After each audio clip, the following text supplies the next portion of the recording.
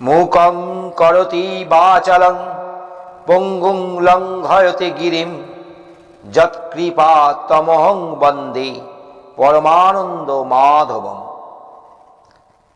যার কৃপায় বাক শক্তি বাগ্মী হয় এবং পঙ্গু গিরি লঙ্ঘন করে, আমি সেই পরমানন্দ স্বরূপ মাধবকে বন্দনা করি। মন্নাথ শ্রী জগন্নাথ মদ্গুরু শ্রী জগৎ গুরু মদাত্মা সর্বভূতাত্মা তৎময়ী শ্রী গুরবে নমঃ। জয় গুরু। আলোচনা প্রসঙ্গে প্রথম খণ্ড 6 চৈত্র বৃহস্পতিবার 1347 বঙ্গাব্দ, ইংরেজি 20 মার্চ 1941 খ্রিস্টাব্দ।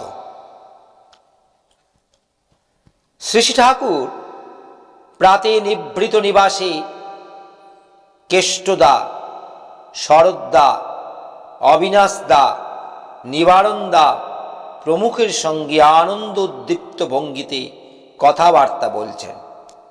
কণ্ঠস্বরে এবং চাউনিতে তার কি যেন জাদু, তার ভিতর দিয়ে তার অপার বিশ্বাস ও আশাবাদিতা মুহূর্তে মানুষের মধ্যে সঞ্চারিত হয়ে যায়। যুদ্ধবিগ্রহ তজ্জনিত নানা অসুবিধার বিষয়ে কথা উঠল। ঠাকুর বলছেন, যুদ্ধবিগ্রহ যা হচ্ছে তাতে যে কোনো ফলাফলই হোক না, পরমপিতার দয়ায় আপনাদের সুবিধাই হবে। আপনাদের কিছুতেই আটকাতে পারবে না। আপনাদের মানুষ জোগাড়ের কথা বলি, উপযুক্ত কর্মী সংগ্রহের কথা বলি, আরও ভালো কর্মী পেলে আপনারা আরও কতখানি করতে পারতেন। ভালো ভালো কর্মী জোগাড় করা ছাড়া পথ নেই। আপনারা কটা মানুষ কোন দিক ঠেকাবেন? যেমনতর দিন আসছে তাতে সারা দুনিয়ার মানুষের আর কোনোই পথই থাকবে না। পরমপিতার এই মহা অবদানের জন্য সবাই তৃষিত হয়ে উঠবে। দেখবেন আপনাদের অপ্রস্তুতির জন্য সেদিন যেন কেউ বঞ্চিত না হয়।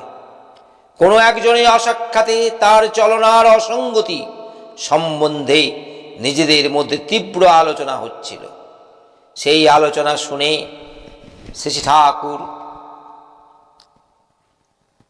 হঠাৎ বাধা দিয়ে বললেন, অমন্তর আলোচনা করলে মনের অবস্থা এমন হবে যে ওকে আর সহ্য করতে পারবি না।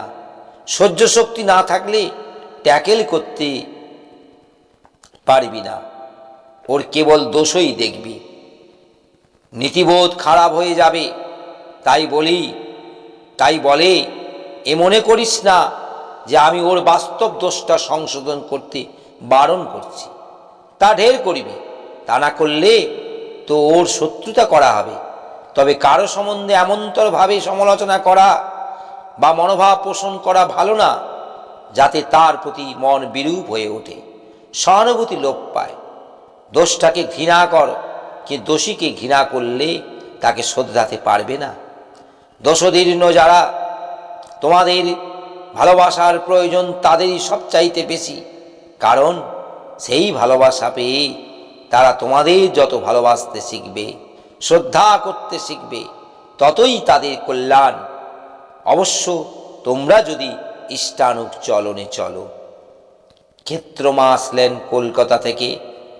শ্রী ঠাকুর তাকে দেখে খুব খুশি হয়ে সহস্রোল্লাসে বলে উঠলেন, কিরে কখন আলি? তোর শরীর তো খুব ভালো বইছে।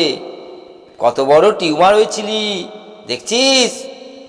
শ্রী ঠাকুর মাঝে মাঝে তামাক খাচ্ছেন এবং প্রসন্ন হাসিতে সকলের মুখ ফানে চেয়ে তাদের অন্তরে যেন পরিপ্লাবিত করে দিচ্ছেন। এরপর এক্টোপ্লাজমিক বডি, লিঙ্গ শরীর সম্বন্ধে আলোচনা শুরু হলো।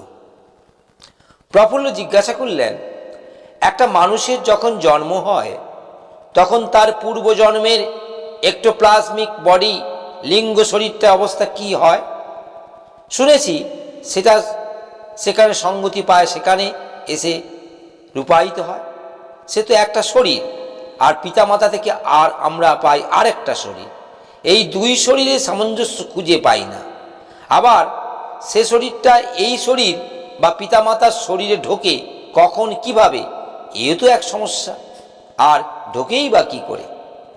ঠাকুর বললেন, আমরা যে ভাব বা ভাব দেহ নিয়ে বিগত হই, সেই ভাব বা ভাবদেহের সঙ্গতি যে দম্পতির উপগতিকালে সৃষ্টি হয়, সেইখানেই আমাদের অর্থাৎ সেই ভাব ও ভাবদেহের পুনরাবির্ভাব হয়।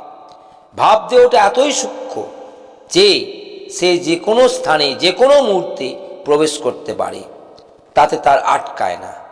আর প্রকৃত প্রস্তাবে ভাবে দেহ ও পিতামাতা থেকে প্রাপ্ত দেহ যে আলাদা তা নয়। ওই ভাবদেহেরই জৈব রূপায়ণ যেন এইটে। তুমি ও তোমার ফটো যেমন আলাদা দুটো মানুষ নয়, এও তেমনি ভাবদেহ তথা পিতা মাতার জনিতে আমরা যে বীজাকারে থাকি, আর সেইটেই যেন বৈধি বিধানের ভিতর দিয়ে ফুটে ওঠে। যাই বলো, মানুষের অমৃতত্ব লাভ না হলে কিছুই হলো না। অমৃতত্ব কই?